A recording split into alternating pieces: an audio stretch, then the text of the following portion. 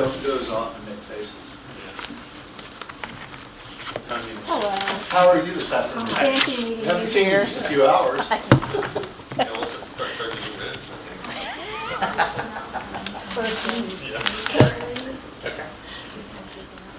Okay, here we go. Welcome, everybody. This is the Business and Community Affairs Committee meeting on Thursday, March 3rd, 2022. I'm happy to have our staff present with us, as well as other members of the public who have joined us today. The first item on our agenda is the continued discussion regarding streeteries in downtown Norman, and I believe Ms. Catherine Walker has a presentation. Yes, and please bear with me. I had a dental procedure yesterday and Oh. barely opened my mouth. So if I'm hard to understand or I stumble a little bit, I will try and correct myself. So streeteries, we've talked about a number of times. We've tried a temporary program in the height of COVID, really. And we were doing that because we were seeing these kind of options provided across the country as a public health measure. We were getting data that COVID transmission was less likely in the outdoor spaces, and so cities began growing their retail and restaurant areas out into open parking lots and parking spaces to try and help those businesses. It gives them additional capacity so they could spread out customers inside, but then also, again, the benefit of the outdoor area and transmission. The mayor issued the proclamation back in September of 2020. We extended that in November to March 1st, 2021. We didn't get any applications, but we heard from several interested businesses who were worried about incurring the cost for a temporary program. But this is what we were requiring at that time. They could operate in those adjacent public ways and private parking lots if they met certain requirements. Had to, of course, have a permanent location within the city, current permits with the health department, ABLE, and the city, and then insurance to protect the city. They were required to limit their outdoor area to the immediate adjacent sidewalk, on-street parking, and or private parking lot. Had to be enclosed by a barrier that would separate the service area from the right-of-way, deny access to non-customers, and also protect the people who were sitting in these areas. And I think last time I showed you a video from Edmond where someone was making the turn from 2nd onto Broadway and took out a decent chunk of the median, and that could have very well have slid into the adjacent outdoor dining area. And then access into and around the area must be ADA compliant. As we look to develop a permanent program, as we talked last time, we want to involve businesses in different areas to help spot the barriers to participation, look at aesthetics, and consider safety. We want to also think about the loss of public parking when these outdoor streeteries locate in particularly in areas with limited parking. ABLE license issues, and ABLE has been good about being a little more flexible than maybe they have been in the past, but recognizing the realities we have, and then coordinating with adjacent properties. So what we're recommending, we've talked to a couple of businesses, and as we look to develop a permanent program, we thought it might be useful to do a pilot with a couple of these businesses. We have received a donation of concrete barriers from ODOT. This is how Edmond got theirs as well. And we've talked about this before. The cost of those kind of barriers were a barrier to participation. So we can go and set those out. We're thinking we would allow streeteries between the months of March and November for a couple of reasons. November, December, January, February, less likely participation in outdoor eating. But also that would open up, especially in places with limited parking, it would open up parking spaces for holiday shopping. So that might be a way to kind of strike the right balance. And then we would utilize our existing revocable license process. We do that now for anyone that wants to locate things in the right-of-way. And that gives us the opportunity to look at each application on its own merits, consider the particular concerns with the location, the barriers used, that kind of thing. So that gives us the opportunity to get through this first season through November and see if we need to tweak anything as we develop a permanent program. We've received 2 applications so far. I'm going to use the meeting place application because that's the one that's furthest along. And I don't know if, are you all from the meeting place? No, okay. I didn't recognize you and I wanted to be sure. The application has received approval by Fire, Planning, and Building. We learned that this week. So we've started the draft of the revocable permit, and I handed that out so you can kind of see what that's going to look like, and that will come to council for approval. So I've tried to put their application on the screen. I wish I'd done a dark background because it's really kind of hard to see, but it's really this simple. They didn't have to hire an architect to do this. They did get some graphing paper, which is helpful. But they just drew out what they're using, how it will lay out in the right-of-way and the parking space. And, it's not onerous. This is as simple as it can possibly get, I think, for drawing something out like this. They also provided a list of the materials. It's a little hard to read. It was sent as a picture, and I could not unblurry it. But these are the materials that Public Works and the building department looked at to look at the safety issues and how this will work in practicality. And we do have some folks from Public Works here, Jane from Planning, if there are particular questions about those details. They've provided proof of insurance. They will name us as an additional insured. And we'll incorporate all of that into this revocable permit, and in addition, charge a license fee similar to what we do for all of our other right-of-way permits. I think it's $1 per square foot. It's just a annual fee, so it's not very onerous. We will come and bring the barriers out in March or whenever their application gets approved, and then pick them up in November in coordination with the business owner. So a little bit of an incentive there for the business owners. They will indemnify the city if there's any issues going on. They have to maintain the area. They can't alter it without our permission.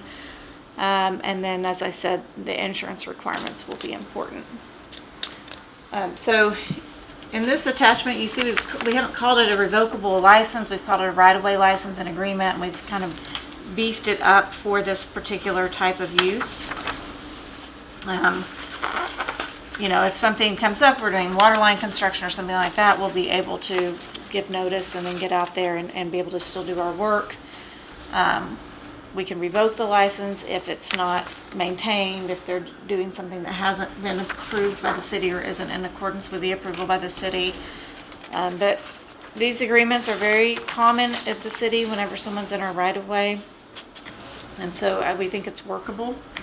And with council's direction, we'd like to move forward with starting with our first complete application and trying to get one of these finalized and on your agenda. So with that, I'm happy to answer any questions. Okay. So I'm encouraged that we're as far along as we are with reviewing this application. So the materials list that they provided, which I cannot read, I'm sorry. has that materials list been approved? And are you all involved in that? When the permit came to us, we were not able to approve it because they didn't show the Jersey barriers protecting Okay. everybody from the traffic, so we kind of stopped there. Okay, so that's where we're Right. on hold. Okay. But that would be part of the process? Yes. That you all would get to review what they're using? Yes, and we'll probably hold the Public Works approval until we have the right-of-way license in place. Right. And is this based on a template that we already have, so we know it's been vetted and it Yes. works and it meets what we need? Yes, Okay. the primary change has been in section 1 where we've described more specifically the streetery purpose, but also, as with our other revocable licenses, we attach those details to the revocable license, and so here we would be attaching the materials list, the site plan, those kind of things. Okay. Councilmember Holman, any thoughts, comments, questions? Let's see. With the meeting place, it looked like they'd be taking up 4 parking spaces. One second, let me get back to that. And so part of 2 spaces and 2 full spaces, it looks like. So there's the businesses next to them don't have a problem with that, or I don't know. are they able to protest? I'm gonna or- look at Sarah here because she's been in contact with them. Yeah, we have chatted about that. We haven't really come up with a final answer of are we, sometimes when we do a more like permanent kind of change, like we want to change the parking length, we'll get a kind of a petition on the whole block. We haven't really done that yet because I feel like that might kind of crush it a little bit, so making it easy. So we haven't specifically asked that. I did mention to when we chatted with the Meeting Place folks to, chat with your neighbors about it, but we haven't formalized and, approval because it causes me a little hesitation. Do you have any sense that they have had the opportunity to talk with their neighbors? I know that their neighbor on one side has the same property owner. Okay. And they're very much behind this and actually have Okay. been on the property owner. Actually, both of the applicants we have are the same property owner. So they're very much supportive of this concept. So the other one, the property owner owns the whole block, so I'm not worried about it at all down there. Okay. And then on the other side of the Meeting Place is the, I think it's the Norman Regional Clinic that's Oh, right there, yeah. I believe. So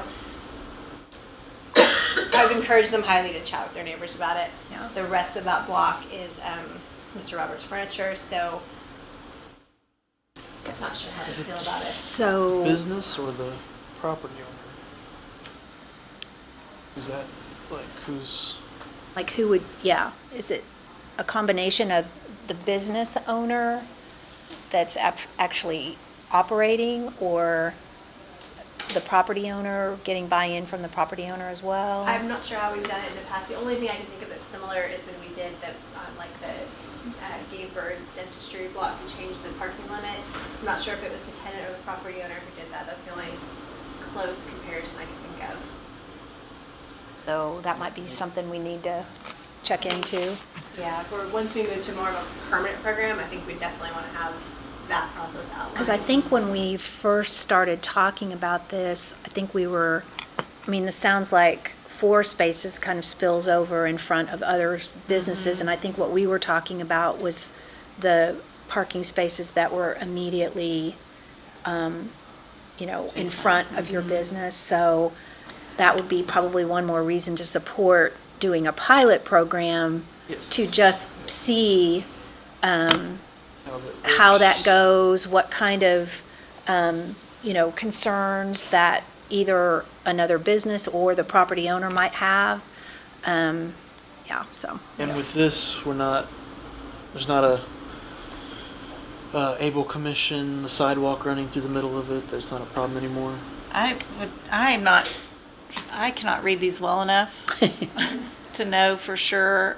Public Works, I think, has been looking at them. So I'm looking at Scott. And, Yeah, on that picture, I don't see sidewalks there. There's nothing Yeah. interrupting it. yeah, and it look may like. be that I'll have to check with Abel. The last time we spoke about this, they did not want the sidewalk running in between. So it's possible you could sit out there and just not serve alcohol. Okay. But we'll get some final word on that from Abel. They were looking at some rule changes to adapt, and I haven't seen any new rules, but Could we'll get check on that. tough to fit a sidewalk, which would have to be narrower than the existing 10-foot sidewalk, and the concrete barriers Right. in there, and still fit something that would be and worth it. do you want the sidewalk to go around the perimeter of the? I mean, I would out prefer towards- that it not to your- do that. Towards Yeah. the street, Yeah. no, yeah, so we'll get So some final word on that. that, and then the barriers themselves. When OU puts them up around the stadium during football season, it looks pretty terrible, and they leave them out. It just kind of looks really bad. Is there anything we can do to make them look nicer? I don't like if they're old like ODOT concrete barriers that have been beat up on the highway or something. Yeah, I think the plan is to let each business determine how they might want to decorate them. Okay. In Edmond, I think they've used them as public art projects. Yeah. Perfect. So that would be an option. I've seen that in other places too, so if they're donated, Yeah. that would certainly lend itself to some creativity on the part of the Absolutely. owner. They're Not not gonna be- plastic, so paint should stick to it. Yeah, I was gonna just ask you, and you all are okay with? Yeah. Yeah, Yeah. that's Inside joke on earlier meeting. only questions I have. Okay. Well, as far as I'm concerned, I think, we've covered all the bases, and I think this is, I can't speak for you necessarily, but, I think Councilmember Peacock, myself, and Councilmember Holman have really been the drivers behind this anyway. And I never saw a pilot program I didn't like, because it does allow you a trial run to be able to address anything that we haven't anticipated. And the fact that we have someone who's actually interested in being part of a pilot program and be willing to work out the kinks with us, I think is another plus. So as far as I'm concerned, full steam ahead. Okay, Yeah. we'll do it. Same. Okay. So there you go. See, you And are it's gonna- 4:20. Right. Record time. And we got 20 barriers from ODOT. Okay, so- We could support a few of these. So we have 2 in the works. We have enough now for, if we had 2. Oh, yes. Okay, we're good. Excellent. And thank you too for, being part of the process and helping work through all this too. So I just think it'd be really well received. So I'm kind of excited to take it to the next level. The weather is Yeah. nice right now. Yeah. Thank you. Yeah, no problem. Okay, item 2 on our agenda is the discussion regarding the Poet Laureate program. That would be us. Okay, I have no background on this, so welcome You wanna move Pioneer up here? Library System persons. Please. Yes, of course. Join the table. Yeah, I'll do that part. join the party. Yes, do your notes. So, you all know me. Caroline from Dulworth. the library. And these are 2 of my outstanding staff who have come up with this idea and presented it to Mayor Clark, who said, please bring it to this Okay, wonderful committee. So we will do We have that. a national poet laureate, right? Pardon me? We have a national one, don't we? Well, they're going to talk about that. I don't want to steal their thunder. Okay. So yes, we do. and I think we have a state poet laureate I don't too. want to steal their Okay. thunder, so Okay, we'll act surprised. act surprised like you. Yes, we do have both of those. Okay. Make this Oh, can turn it so off? It's not blinding us. Good question. Yeah. So, yeah, if you all want to go ahead and introduce yourselves while we're trying to work this out, It's fine, that'd be or we great. can stand to the side. I just- Okay, no, we'll get it taken care of. We just have to be smarter than the machine, It's fine. which is questionable. Can I sit at the actual table? Sure, join us. Okay, well, Wow. to get started, Go. my name is Hillary Kuhn. I am the Information Services Manager at the Norman Public Library Central.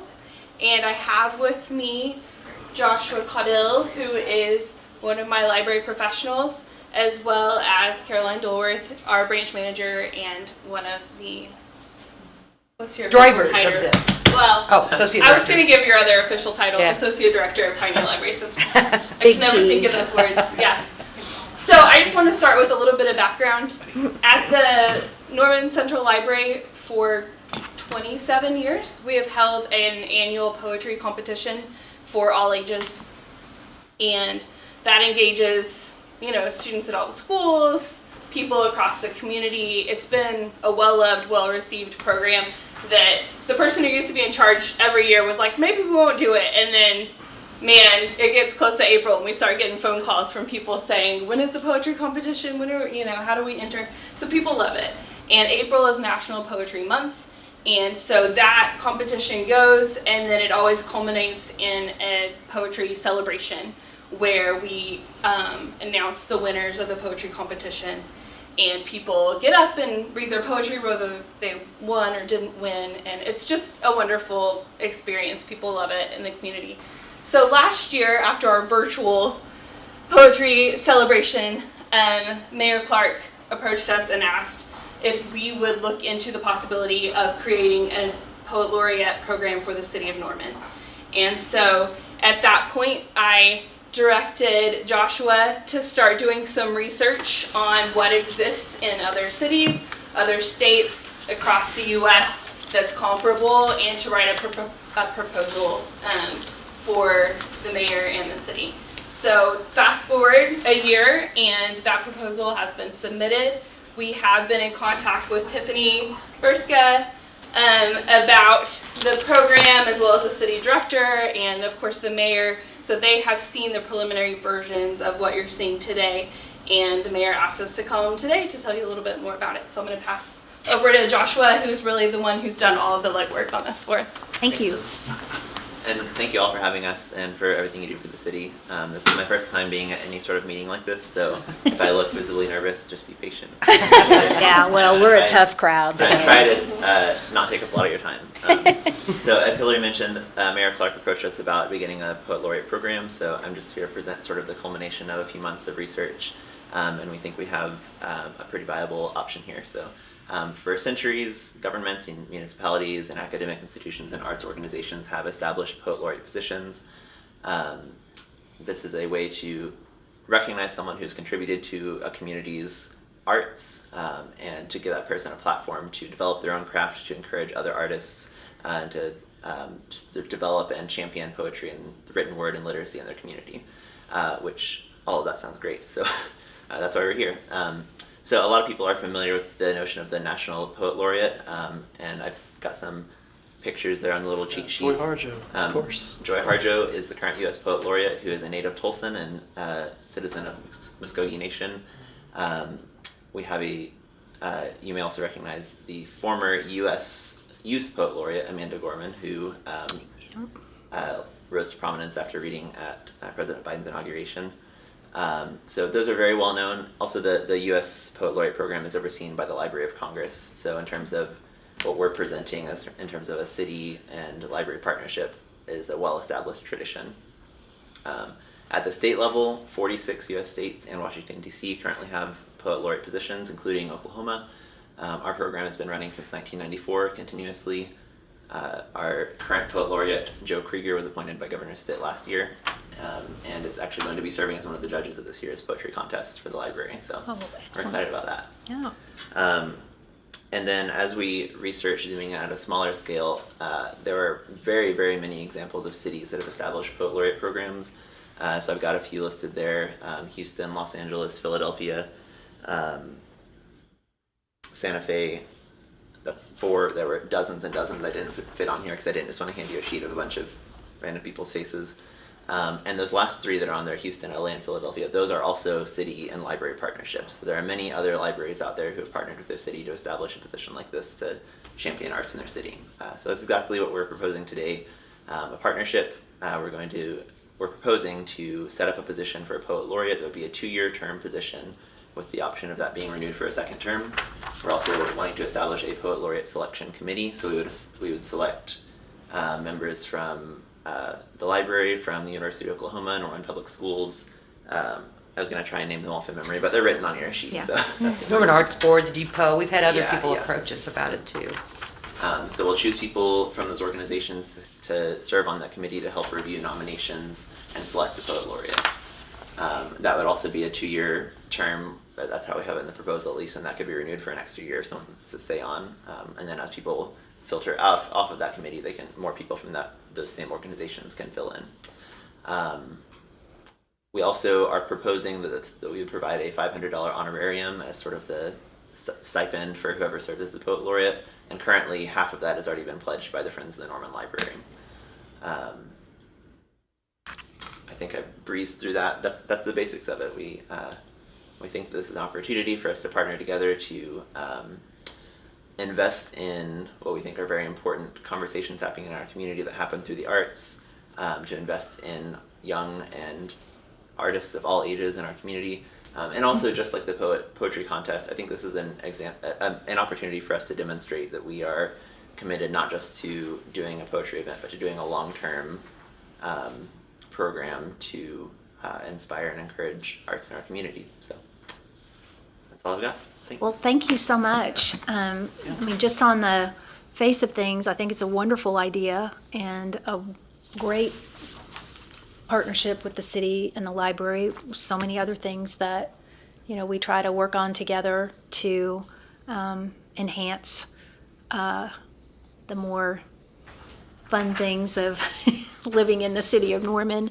So I think really it's just down to the details at the moment. So I'm just curious, did Mayor Clark have any ideas for the other $250 as a funding source? I think she thought that maybe it could be found Okay. somewhere.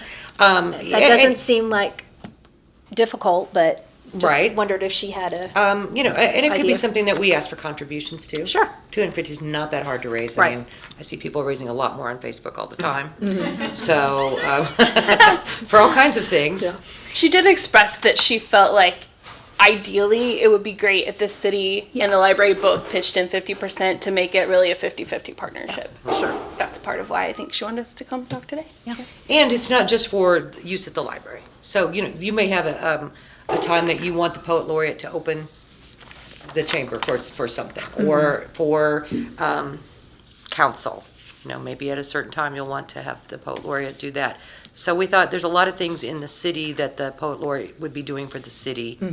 So to me, that was another reason for a little bit of an investment, so that they felt like, oh, sure, we're paying for him. Let's get him over here Yeah. to give us a poem to open the session or something like that. So I think it's important that you've already, worked through what a selection committee would look like, because I know on almost anything that the city is involved in, and I know you too, as much input as we can get from, stakeholders that would be interested in this sort of thing, to have them there. So, I think that looks great. And I was just curious, you said there were other people that had actually inquired about being part of the selection I think committee? her name's Deborah from the depot. Oh, yeah, okay. She's thought about doing this very same thing. Oh, okay. So we thought and they don't have a budget really. So Yeah. we thought about partnering with her, but then there's other arts organizations. So we just thought it makes more sense, and there's more importance if it's coming from the city. Okay, This is our city's poet laureate, and that is how, as he did the research, most of them have done it. It's appointed by the mayor, and that gives them the Yeah. the precedence. Okay, I might have just misunderstood what you said. So you already have them as being represented on the selection committee, but they literally considered being a partner as well. We did. Okay, that's fine. And then I was just taking a minute to looking at the duties, and I loved, just how you've planned out how to make the most of that term of serving as a poet laureate, so that there would be other opportunities to expose that person to the rest of Norman, not just for this one event. And then, like you said, there certainly could be other ways that I'm sure we could think of to have that participation at the city level too. So, council meetings, other public meetings, public venues, schools, senior centers. 5 to 10 public readings and workshops that are free and open to the public. And I think you'd already mentioned serving as a judge for the annual poetry writing contest, and one public project that promotes poetry or literature. Yeah, so it sounds like you've really thought this through. Any comments, Councilmember Holman? Yeah, David Slimmons has already contacted me about this. David's a published poet here in Norman. Okay. University of Alaska and Nevada graduate, so I think he was even a professor out there at University of Nevada. But yes, I'm full support, and definitely think we can find $250 in the city budget to meet halfway on that. So yeah, Okay. thank you for presenting to us. Yeah, I love it that you brought this idea to us, and at this point, we just can forward this and say, let's, empty out the seat cushions and look under look in the pickup truck bed and see. We're actually having a very good sales tax year right now. So. Yeah, so I'm, in full support of Yeah. going forward with this wonderful and creative. So do Partnership. we wait till that goes to? Is this the final okay, or? Well, this is a subcommittee of the council, and so I'm looking at our legal counsel, because I'm assuming we'd have to take some kind of council action. Could we take this directly to a agenda type of thing, or would we need to bring it to the full council first? Yeah, we could add it to a conference pretty easily. Okay, then Yeah. let's do that. Okay. Okay, so that would be the direction. Okay. is to add this as soon as we can, because I think I'm not anticipating anything but support. But yeah, now it's time to, So we will hold off, though, on putting out an open call for applications. I think that's the Till- biggest question right now till is we hear from you. timeline wise. hey, what's your timeline? The Tell us what you April need. 27th. Yeah, I think that whenever Mayor Clark had talked with us before, she was hoping that we could have someone installed we could present at the contest, which is April 27th, or the celebration. which The is April celebration 27th. on the 27th, which means we would need time to accept submissions. And what kind of timeline are you developing there? I mean, in our dream world, we would have given it a month, but we're pretty tight. So it just depends. As soon as we could get approval, then we would get the call out so people could start applying. Okay, how does that work? So my question would be, if the selection committee, is council or the mayor going to be nominating the people to the committee from these different entities, or is the library? She'd asked us to make contact and put together, because it's just a nominating committee. It's just It's not like an appointment officially, but really Right. just a group of. It's not a board, people it's to- not- I was trying yes. to figure out what kind of council action we would need. Yeah. right. So I think we just need some sort of resolution then, just creating the position and acknowledging the process, I guess. Because I think it would be important to have, I mean, we've got it represented here as the mayor's office, but it does seem like we do need a representative of the city to be part of the selection committee, right? Yeah. Looking at you, Councilmember Holman. Oh, sure. Yeah. Don't you think there should be someone from the city? I would guess so, yeah. Were you gonna be Well, that if we're gonna person? put some money into it, makes sense, I suppose. I'm here to help however. You could say Yeah, devil in the details. Yeah. representatives from the mayor's office or other city designee, Yeah, Okay. something like that. And does that require a council appointment? Potentially, I mean, we could say, I mean, if the library's creating it, I mean, you all could just appoint the mayor or someone from the city on the nominating committee. Well, I mean, we were thinking about getting all these people to Yeah, if agree, you're doing that, then setting the meeting and all that, and then just giving her the names from these entities, because what she said was that she approved of these entities being part of that she selection. would get the names. And then we would give her the names. Okay. that's fine with me. Yeah. Okay. So maybe That's what it is we'll just need to a get busy with resolution next. creating the, So do we have that on the 8th, or does it need to go through a first and second? no, I'm thinking resolution to get it done more quickly. Okay. Yeah. So we, Okay. they're printing the book now. Yeah. For Tuesday, but I could probably sweet talk Ellen Esri into letting me put something Slip on a there sentence or real two in there. fast. We appreciate that. So then the timeline would look like, as soon as we get approval, if it would be on the 8th, that'd be great. We would the next day, we already have the did you happen to bring that? We don't have that, do we? We already have the artwork ready that has a book that looks Well, like it's a at the partnership. top of the the Oh, okay. logo's on there, yeah. Yeah, Oh, so okay, yeah. the artwork looks like that, and that's kind of what's going out. We would be sending out through our media sources and everything, the call.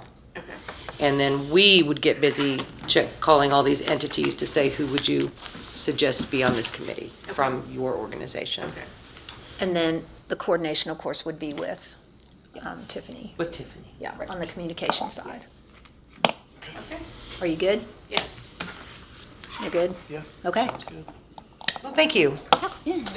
Appreciate y'all. So, And we have an executive session, sorry, I can't talk. I'm sorry. Scheduled for Tuesday at 5:30. I don't think we'll need the full hour, so this could be something we could chat about quickly before the meeting, so it won't be Okay. a surprise. That would Do be you great. need us at that And- point, or not? Oh, if you want more practice, you could give a presentation to council, I think it would be great. Yeah, It's a lot bigger than this, but you have practice now, so yeah. yeah, Yeah. Yeah. That'd be nice to Just do exactly what I did, but Yeah. 10% better. So that would be on the 8th at next 5:30. Tuesday. 5:30. Tuesday, 5:30, the same room. Yes. Okay. We'll be back. I think that'd be a great idea, just because I think you're gonna find a lot of support, and it's a good way to let everybody know instead of sometimes there's a lot of things in the agenda that you don't necessarily have pop out at you, so, yeah. Okay, so then it's just identifying a funding source. Okay, That'll be easy. yeah, okay. Awesome. Think we're Thank good. you. Thank you. Yeah. Appreciate you. Thank you. Thank you so much. All right. Any other items that you would like to discuss, miscellaneous comments? I don't think so. Okay, then I think we can adjourn this meeting. That's a record lead, 36 minutes.